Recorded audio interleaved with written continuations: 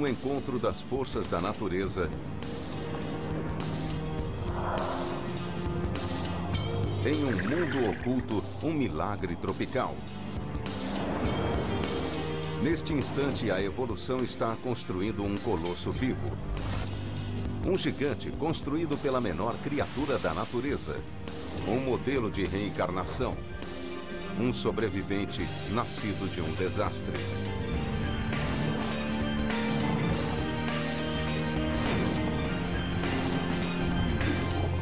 A Grande Barreira de Corais.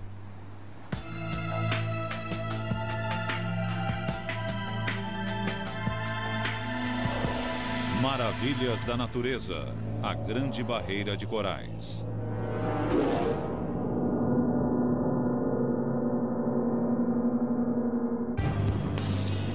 A maior estrutura do mundo não foi construída pelo homem, e sim pela natureza. Um recife de coral da metade do tamanho do Texas. Uma joia viva ao largo da costa australiana, tão grande que é visível até do espaço. E dentro dela, um aquário enorme como nenhum outro no planeta. Nenhum outro mar apresenta tanta diversidade. Só de peixes, especialistas já identificaram 1.500 espécies e ainda não terminaram. A Grande Barreira de Corais é uma verdadeira mostra de beleza, uma exibição do que existe de mais singular, um refúgio para aqueles sob risco de extinção. É um dos últimos paraísos do planeta.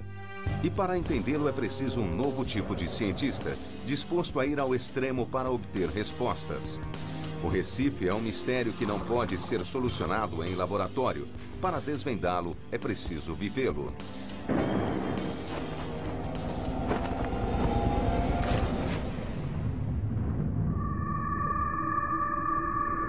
A beleza nada lado a lado com a violência.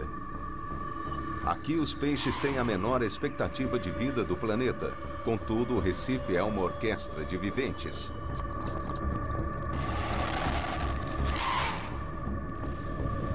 Em que cada planta e animal ajuda a sustentar o todo.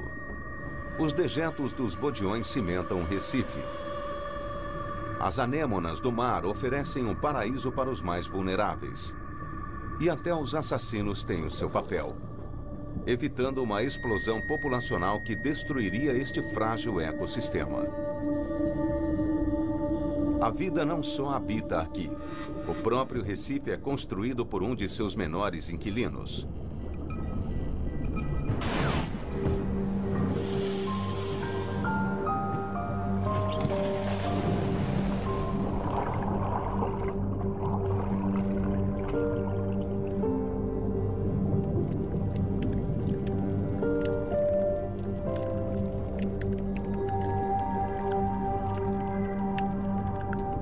Há mais de 15 anos, o cientista Dave Wackenfeld vem até aqui estudar os pólipos de coral.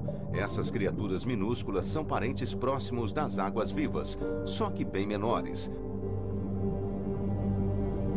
Elas não possuem um só osso no corpo.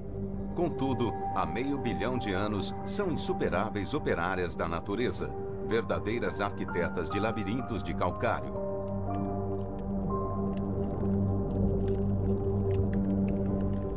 Observando a superfície desses corais, dá para ver centenas de minúsculos pólipos.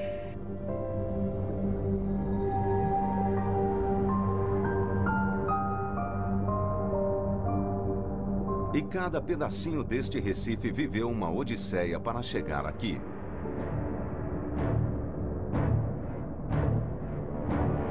O coral começa sua vida em forma de larva, flutuando livremente pelo oceano.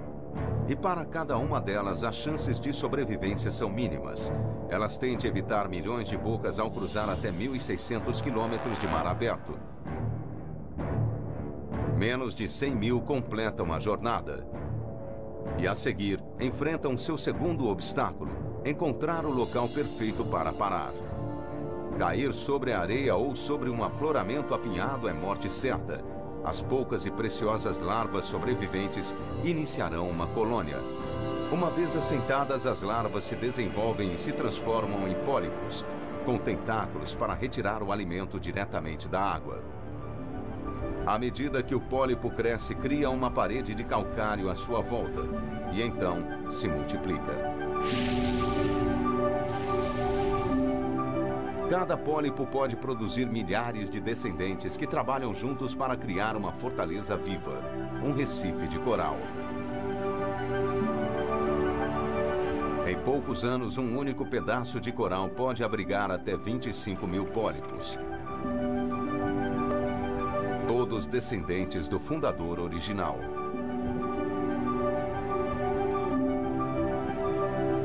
Essas criaturas vivem em passo rápido, mas nem todas morrem jovens. Muitos corais que ajudam a construir o Recife vivem somente alguns anos, mas outros, como indivíduos, chegam aos 1000 anos ou mais. Esses animais são tão antigos quanto qualquer outra planta ou animal do planeta. Eles são incríveis.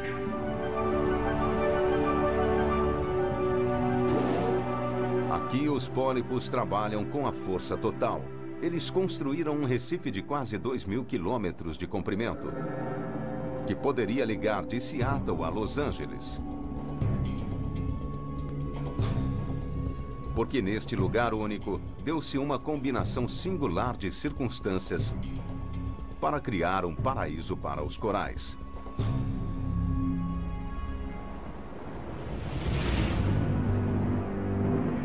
Todo o Recife está alojado sobre uma borda parcialmente submersa da costa australiana, conhecida como plataforma continental. Outros continentes têm plataformas, mas nenhuma como esta. Ela é imensa. Em alguns lugares chega a ter 160 quilômetros de largura. E como nesta plataforma, é verão o ano todo.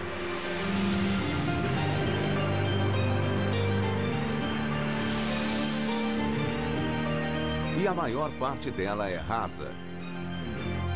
Toda essa extensão de leito do mar é banhado pela luz do sol.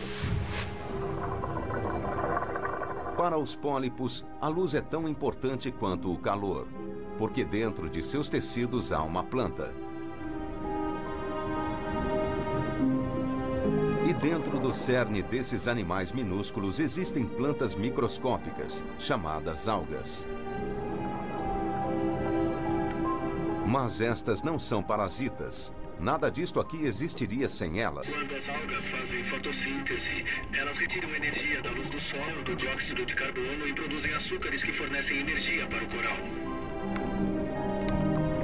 É uma das parcerias perfeitas da natureza.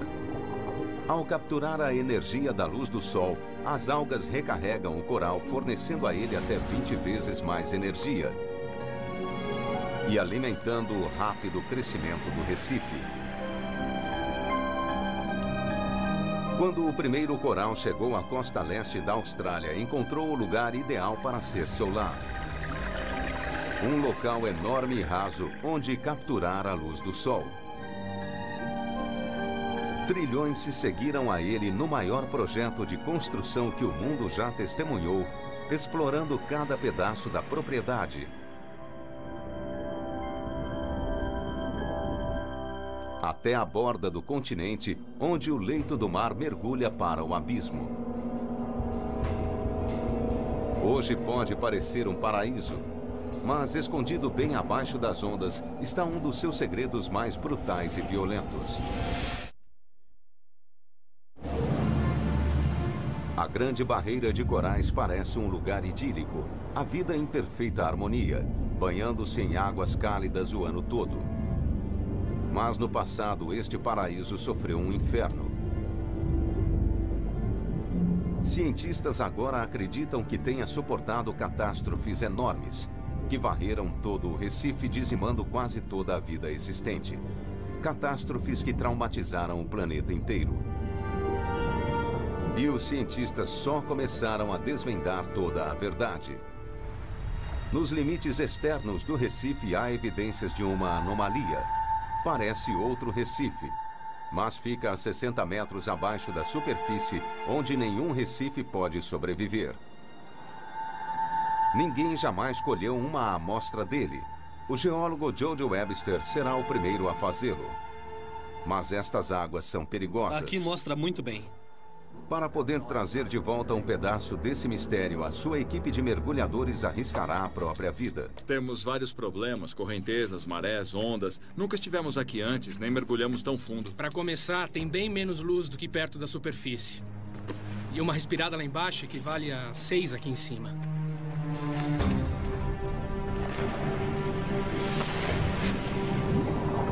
Ele só tem 25 minutos de tempo de mergulho e só a descida até lá levará 10 minutos. Tudo bem, Chico? Sim, tudo bem. Descendo agora.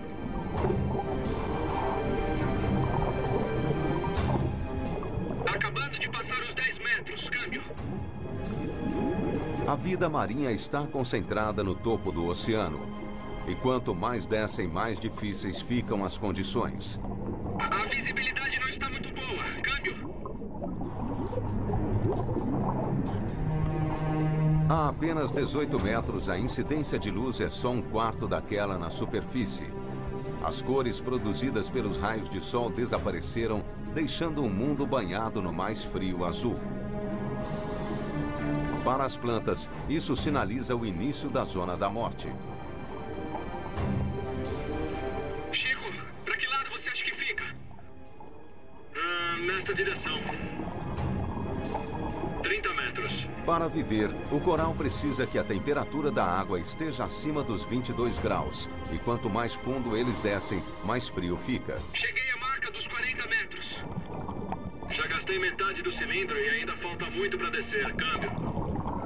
E finalmente o alvo fica ao seu alcance. Só estou começando a ver o fundo agora. É a borda dele, que tem 50 metros. É um afloramento evidente e é bem grande. A parede é quase vertical, olha só. O Chico tá passando pela borda agora. Lá vamos nós, para o abismo. A 45 metros, eles estão entrando em um mundo onde os corais duros não conseguem sobreviver. Aqui embaixo existem apenas corais moles especializados, como estas gorgônias. É a última fronteira de vida no Recife. E os mergulhadores chegam ao seu objetivo. Um cômoro enorme, a quase 60 metros de profundidade. Eu só vou pegar essa amostra. E confirmando a profundidade, 58 metros. Aqui, o ar que eles estão respirando está sob pressão, compactado para que haja mais gás em cada inalação. Eu acho que tenho mais uns 10 minutos de ar, Chico. Eles precisam torcer para a rocha ceder antes É deles. uma coisa bem dura. Vamos pegar a amostra aqui mesmo. Ok, peguei a amostra.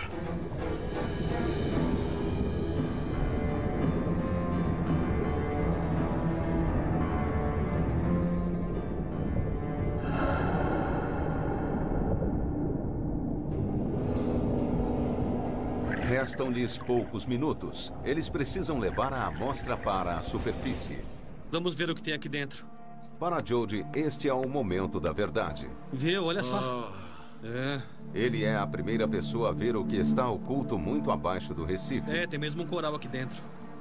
Dá pra ver a estrutura aqui. Sem dúvida, isso é um coral. E não é um coral qualquer. A amostra que trouxeram das profundezas parece desafiar a natureza. É uma espécie de coral que só pode crescer em águas rasas. Qual seria a explicação para isso? A órbita da Terra não é estável. No decorrer de centenas de milhares de anos, excentricidades minúsculas em seu caminho fizeram com que o planeta balançasse em seu eixo. 18 mil anos atrás, ele se inclinou. Foi apenas 1 grau, mas isso bastou para fazer o planeta mergulhar numa era de caos. Uma era glacial.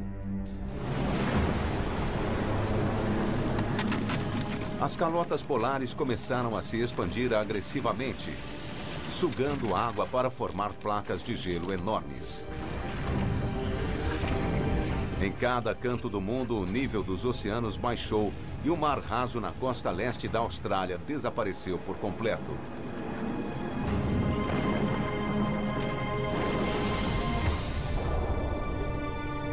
Elevado, um recife ressecou exposto ao ar e ao sol forte.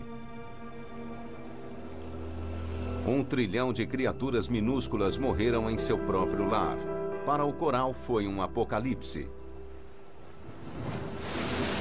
Quando a era do gelo terminou, o mar voltou e submergiu um recife morto. Mas o que o trouxe de volta à vida?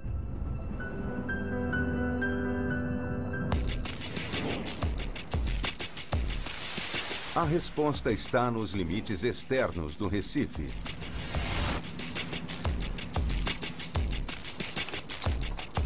Will Gadd está indo ao encontro de uma força invisível da natureza, que espera todos os dias no mesmo lugar, o dia todo, a noite toda, o ano todo.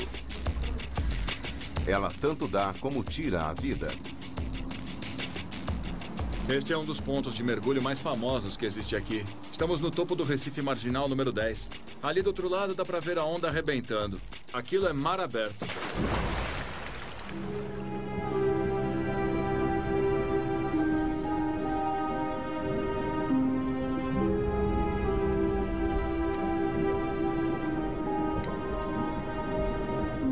Aqui embaixo flui uma correnteza monstruosa.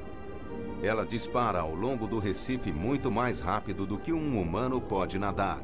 A sua única opção é deixar-se levar. Mas o que pode matar um mergulhador é também o sangue da vida deste recife.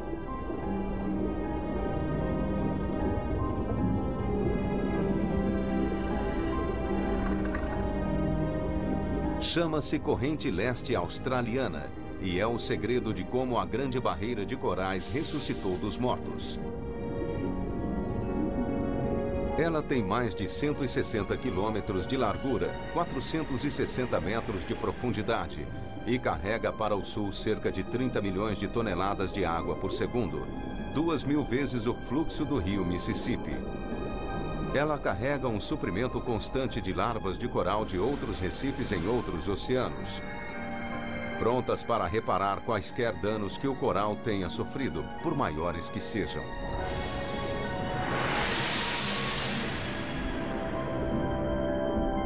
Há milhares de anos, essa corrente poderosa tem regenerado o Recife. Mas ela não é capaz de reparar tudo. Sob as ondas existem cicatrizes ainda mais profundas. O maior recife de coral da Terra abriga uma diversidade surpreendente de espécies marinhas, algumas das quais não podem ser encontradas em nenhum outro lugar do planeta. É um verdadeiro panorama de formas estranhas e cores vivas, onde até o exuberante peixe mandarim pode se camuflar.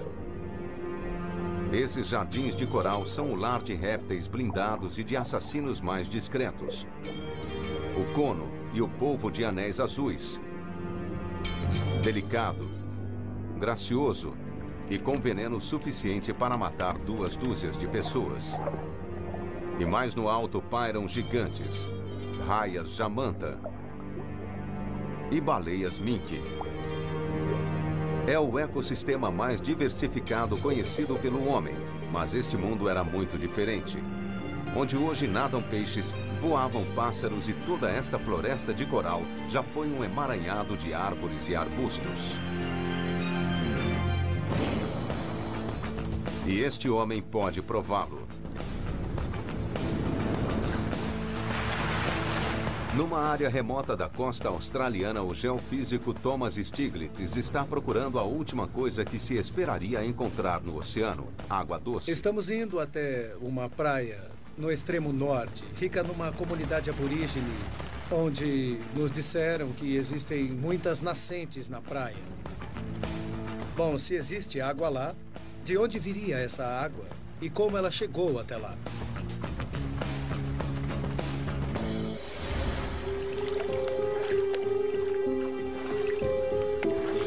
Eu acho que em algum lugar por aqui parece haver uma das grandes. Eu só estou tentando encontrá-la. Na verdade, é uma tarefa bem traiçoeira. Tem areia movediça nas praias e você pode cair nela, porque a areia é muito macia. Aqui está. Encontrei, eu acho. Uma nascente. E o que sai daqui é água doce, que pode ser bebida. Está vendo essa coisa borbulhando aqui? Os antigos moradores deste lugar chamam de Buyurbindi, água doce no oceano. E os australianos os chamam de Wonk Holes, nascentes de água doce no meio do mar.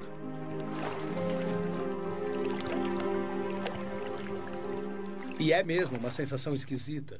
Quando se está no meio do oceano, pensa que com isso toda a água aqui deveria ser salobra, mas não é. Mas de onde vem a água doce? Existem pelo menos 200 nascentes como esta. Algumas têm até 18 metros de largura e outras podem ser encontradas até 30 quilômetros mar adentro. A pista para sua origem está em sua localização. Elas são encontradas do outro lado dos deltas de rios, pois escondidos sob a superfície existem rios subterrâneos muito remotos. É uma evidência de que em algum momento no passado, onde a grande barreira de corais existe hoje, não havia água, era tudo terra. Hoje, sob a superfície, existem canais que levam água doce para o mar. Esta rede oculta foi criada durante a última era do gelo. Todo este lugar foi transformado. O nível do mar caiu em 130 metros e apenas os rios fluíram pelas terras recém-criadas. Eles transformaram o leito do mar em uma paisagem verdejante onde árvores e arbustos prosperavam. Essa transformação surpreendente aconteceu 6 ou 7 vezes só nos últimos 150 mil anos. Este é o alter ego da Grande Barreira de Corais. Um mundo que veio e se foi a cada era do gelo. Surpreendentemente, a aniquilação fez bem para este Recife. Cada vez que o nível do mar sobe novamente, o coral constrói uma nova camada em cima dos detritos do Recife antigo. É um nível a mais nessa cidade de calcário. Assim, a cada extinção, o Recife acabou ficando ainda maior. Mas as nascentes submarinas jamais ficarão totalmente cobertas, porque o coral não é capaz de crescer na água doce. Elas permanecerão como um lembrete indelével das vidas passadas do Recife.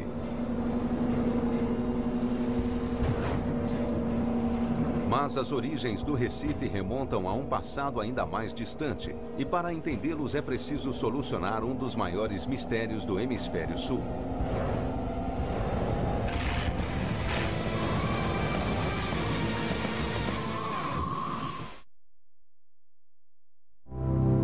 É preciso um conjunto singular de circunstâncias para construir algo do vulto da Grande Barreira de Corais, e a mais importante delas é a localização perfeita.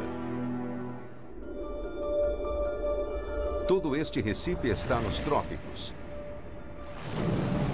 E isso é sinônimo de águas cálidas e sol forte o ano todo. Sem eles, o Recife não poderia atingir o seu tamanho colossal. Então, como a Grande Barreira de Corais acabou se formando aqui, neste local perfeito? Ela sempre esteve aqui? As evidências geológicas dizem que não. Incrivelmente, parece que a vida na Austrália começou na região mais meridional possível, como parte da Antártida. Fria e escura demais para este Recife épico. Mas as evidências dessa transformação incrível não estão no mar, e sim em terra. Algo muito grandioso transformou este lugar em mundo escuro e frio, num cálido paraíso tropical.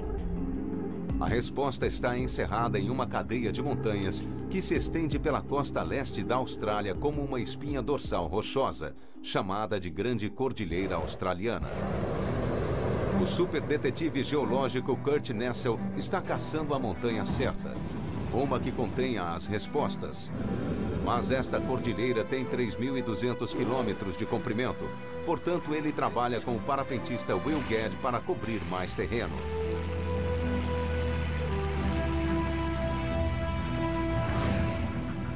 Kurt está procurando este cume espetacular. Chama-se Monte Warning e teve um passado violento. Como todas as montanhas nesta cordilheira, ele foi um vulcão ativo.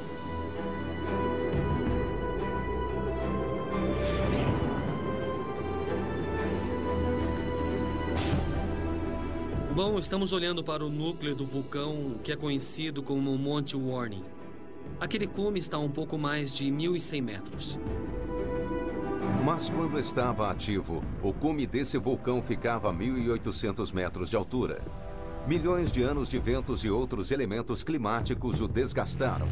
160 quilômetros ao norte estão as montanhas Glasshouse, tudo o que resta do interior de outro vulcão enorme. Para entender como a Grande Barreira de Corais começou, eles precisarão de amostras dos cumes das duas montanhas. Mas esta tem cerca de 460 metros de altura.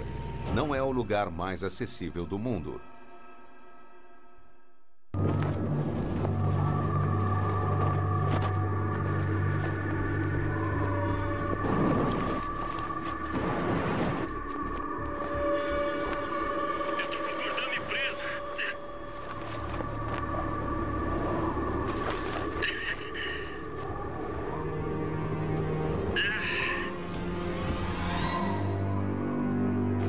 Depois de retomar o controle do parapente, a busca pode começar. Essa é a nossa missão, as montanhas Glasshouse. O tempo erodiu tanto este vulcão que ele está irreconhecível. Tudo o que resta é o núcleo de lava que um dia estava ativo no vulcão. Ele se esfriou e formou este pináculo de rocha, e suas fendas servem de bom apoio para as mãos.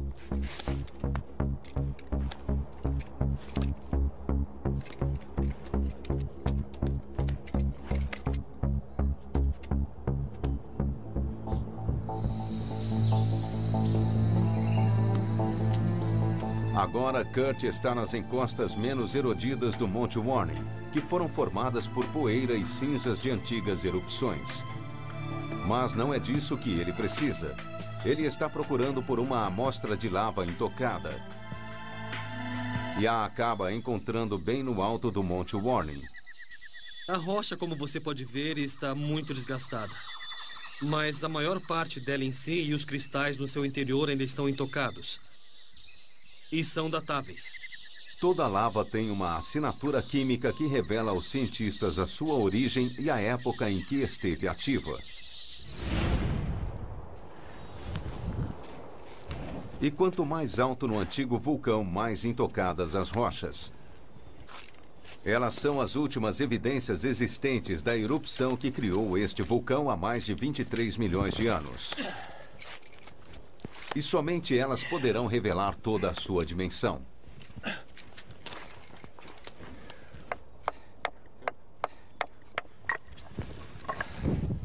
A 150 metros, Will finalmente consegue colher uma amostra. Agora só tem que descobrir como descer.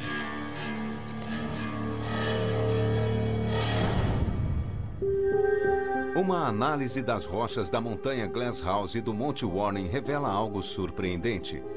A lava contida no interior destas duas montanhas, distantes 160 quilômetros uma da outra, tem a mesma origem. Como é possível? A resposta está num fenômeno geológico incrivelmente raro. Muito abaixo da Austrália, no interior derretido da Terra, existe um hotspot, uma área misteriosa composta de rocha liquefeita. Ele é quente o bastante para deslocar a lava fresca até a superfície. Mas há algo muito especial sobre os hotspots. Algo que permite a eles revelar a história do passado da Austrália. Porque os hotspots não se movem, mas os continentes sim, e deslizam por sobre eles. Esta cordilheira é um registro dessa movimentação. Com dezenas de milhares de anos de idade, ela prova que a Austrália tem se movido para o Nordeste desde a Antártida. Cerca de 13 centímetros por ano. E isso a torna o continente mais veloz do planeta. 50 milhões de anos atrás, a Austrália ficava perto do Polo Sul. Águas frias e o mais escuro dos invernos, cenário onde nenhum coral poderia sobreviver. Mas então ela começou a se mover para o norte. 18 milhões de anos atrás, ela chegou em cálidas águas tropicais. Somente aí o maior recife do mundo pôde nascer. A jornada épica da Austrália pode ter criado condições perfeitas para o coral, mas também o colocou na linha de fogo das tempestades mais violentas do planeta.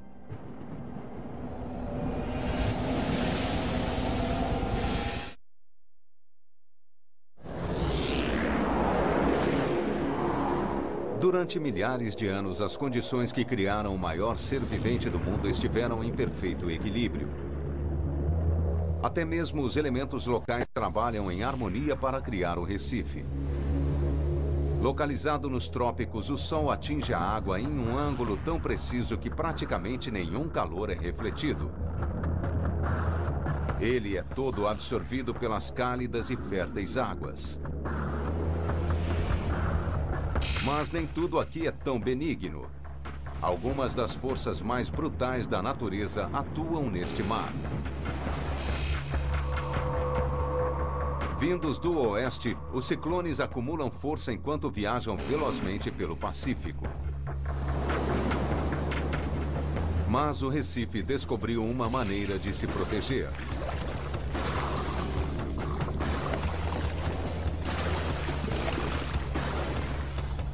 Há um motivo para o nome Grande Barreira.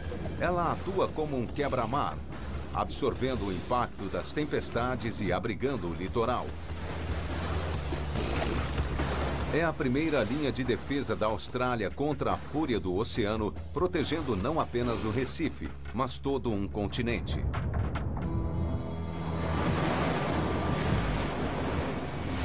Mas como algo tão frágil sobrevive a esse ataque constante? De fato, ele não só sobrevive, como milagrosamente prospera.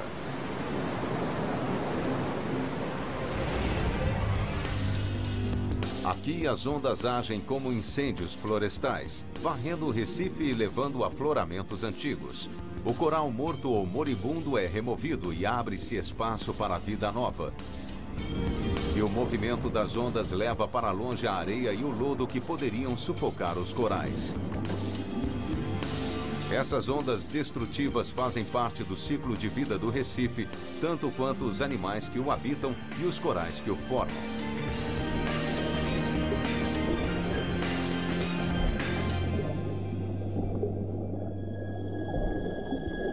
Mas há um outro milagre aqui. A 160 quilômetros da costa, no meio deste imenso mar plano, de repente e sem nenhum aviso, terras surgem do meio do nada. Aqui, ilhas surgem e desaparecem o tempo todo. Mas o que as cria? Esse processo mágico é mais facilmente visto do ar.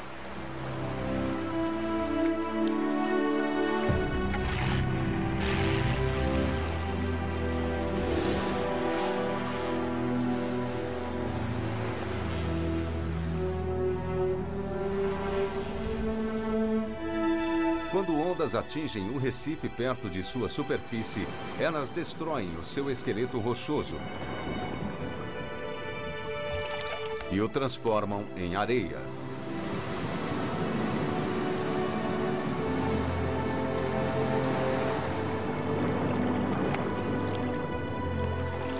A areia vai assentando uma camada após a outra até que finalmente emerge uma ilha.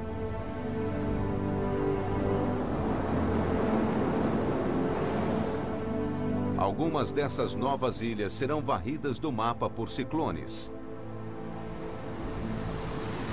Mas com a ajuda vinda do alto, as ilhas podem resistir e até crescer.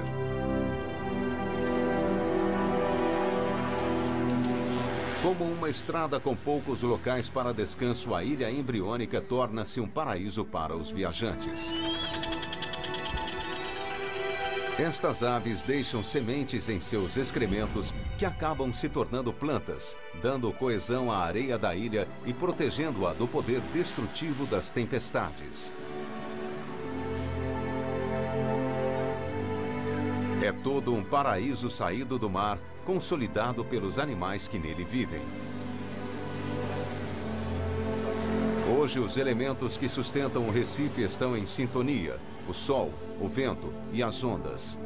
Mas não é preciso muita coisa para desequilibrá-los e causar um evento desastroso nesse Recife imenso.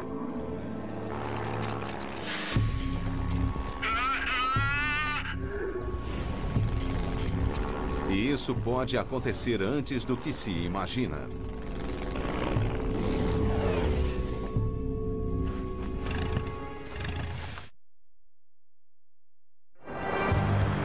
$18 milhões de anos atrás, uma série de eventos notáveis conspirou para criar a Grande Barreira de Corais.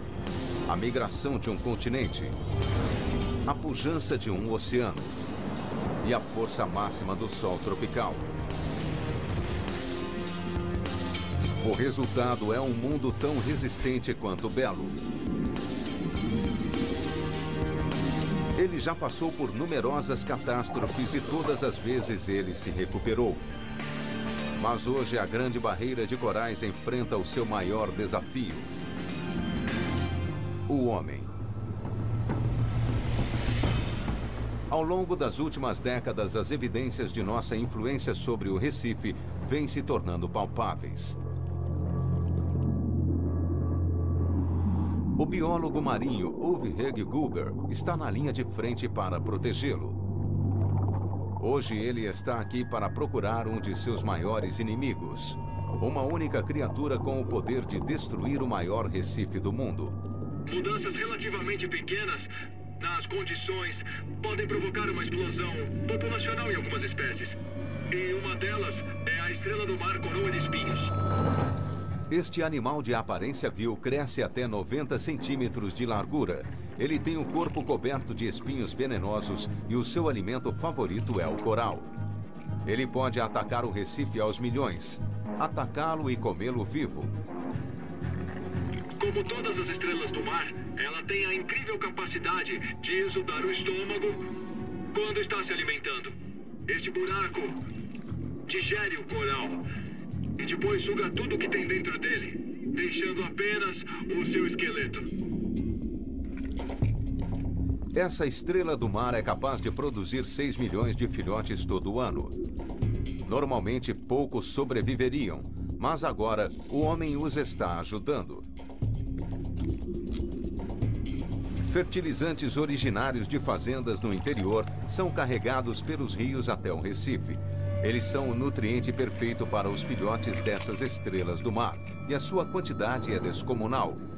A explosão populacional chega a superar em 2.000 vezes o nível normal. E elas são muito difíceis de se eliminar. Um dos métodos iniciais de eliminação era literalmente cortá-las ao meio com uma faca. Mas as estrelas do mar têm uma característica surpreendente: elas podem se regenerar. Em vez de matá-las, cortar estas criaturas ao meio acaba criando duas delas. Para controlar a sua população, elas têm de ser removidas à mão do Recife e injetadas com veneno. Atualmente, os níveis de poluição diminuíram, assim como a população das coroas de espinhos. Pelo menos por enquanto. Mas o mundo moderno está fazendo coisas ainda piores ao Recife. Até mesmo a menor mudança climática afeta a ordem natural das coisas aqui. E as tartarugas já começam a sentir. Seus ovos são muito sensíveis ao calor. Com as temperaturas mais altas, menos ovos estão eclodindo e a população de tartarugas está em declínio. Daqui a 40 anos, pode não haver mais nenhuma.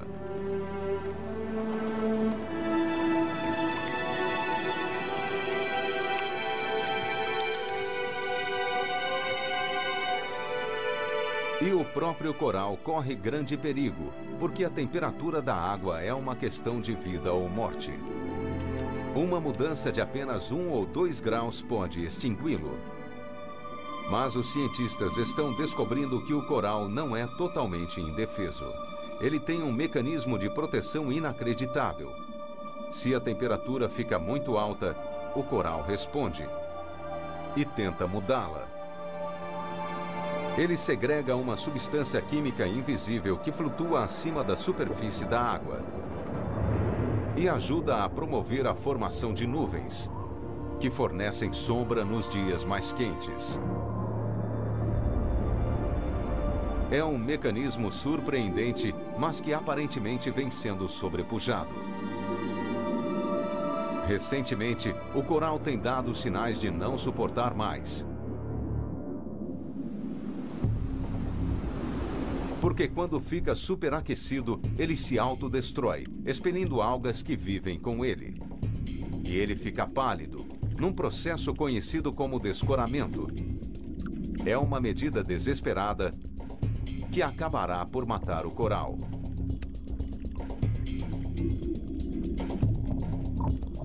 Portanto, UV monitora o Recife constantemente para ver quais corais correm risco. Não adianta usar este instrumento nesses corais, porque eles estão mortos. Um aumento de apenas 1 ou 2 graus na temperatura acabaria com praticamente todo o coral da Grande Barreira. E essa mudança pode ocorrer nos próximos 60 anos.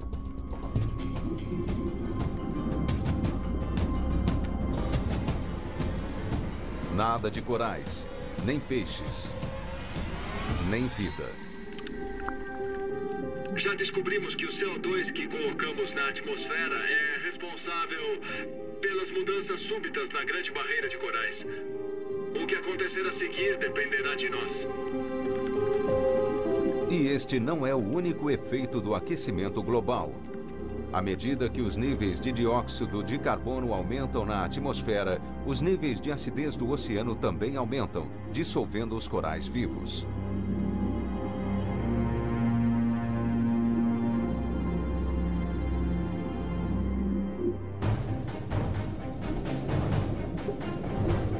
Se isso continuar, a Grande Barreira de Corais perecerá. Nossa geração talvez seja a última a ver essa maravilha natural tão incrível como ela é hoje.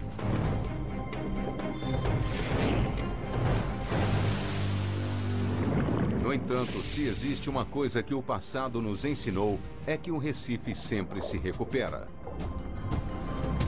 Mas a grande questão é, estaremos por aqui para ver isso? Versão brasileira, DPN Santos.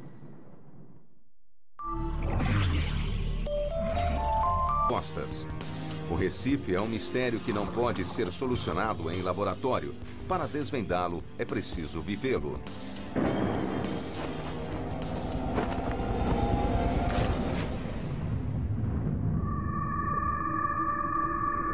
A beleza nada lado a lado com a violência. Aqui os peixes têm a menor expectativa de vida do planeta. Contudo, o Recife é uma orquestra de viventes.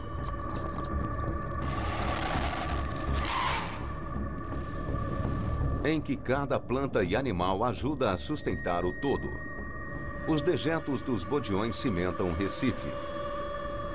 As anêmonas do mar oferecem um paraíso para os mais vulneráveis.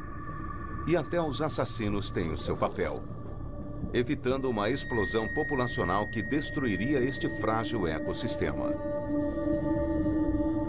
A vida não só habita aqui. O próprio Recife é construído por um de seus menores inquilinos.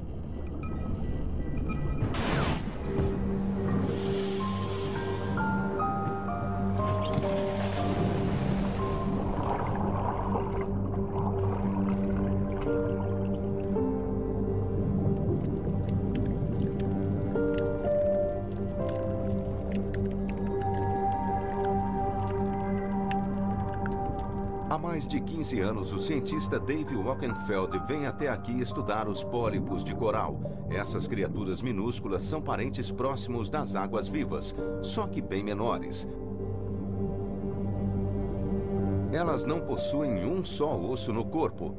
Contudo, há meio bilhão de anos, são insuperáveis operárias da natureza, verdadeiras arquitetas de labirintos de calcário.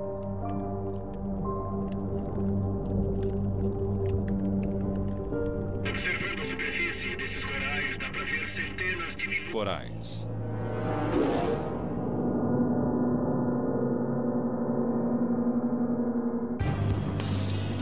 A maior estrutura do mundo não foi construída pelo homem, e sim pela natureza. Um recife de coral da metade do tamanho do Texas. Uma joia viva ao largo da costa australiana, tão grande que é visível até do espaço. E dentro dela, um aquário enorme como nenhum outro no planeta. Nenhum outro mar apresenta tanta diversidade. Só de peixes, especialistas já identificaram 1.500 espécies e ainda não terminaram. A Grande Barreira de Corais é uma verdadeira mostra de beleza, uma exibição do que existe de mais singular, um refúgio para aqueles sob risco de extinção. É um dos últimos paraísos do planeta. E para entendê-lo é preciso um novo tipo de cientista, disposto a ir ao extremo para obter respostas.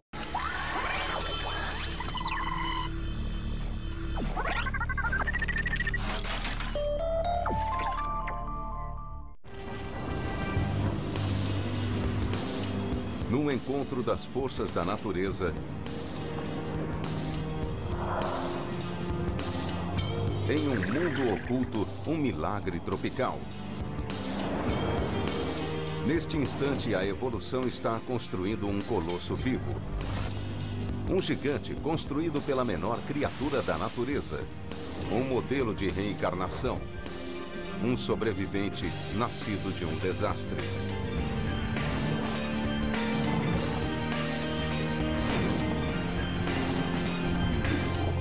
A Grande Barreira de Corais.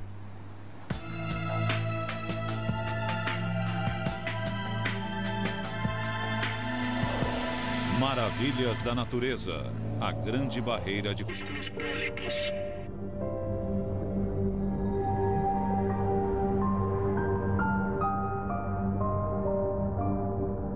E cada pedacinho deste recife viveu uma odisseia para chegar aqui.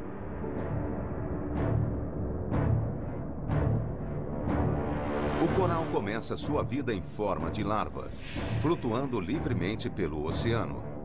E para cada uma delas, as chances de sobrevivência são mínimas. Elas têm de evitar milhões de bocas ao cruzar até 1.600 quilômetros de mar aberto. Menos de 100 mil completam a jornada.